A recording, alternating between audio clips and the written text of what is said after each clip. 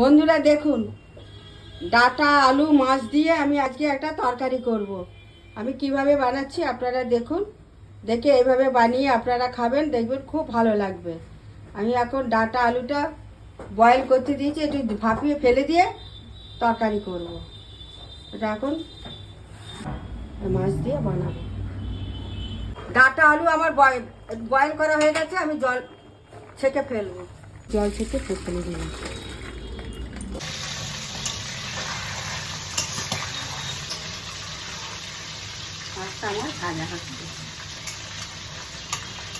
দেখুন বন্ধুরা, দুটো লঙ্কা দিলাম ফোড়ন, একটু জিরে ফোড়ন দিয়ে দিলাম। এবার আমি পেঁয়াজটা দিয়ে দেবো।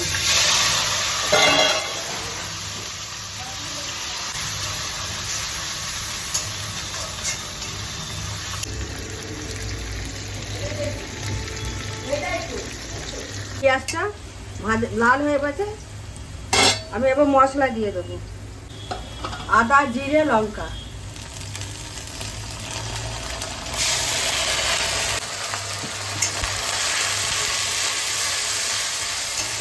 পরিমাণ মতন একটু হলুদ দিয়ে দেবো।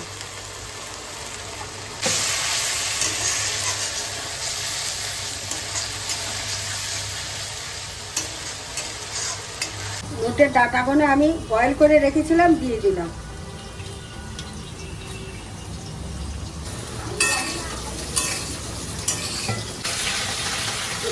আলুগুলো দিয়ে দিলাম।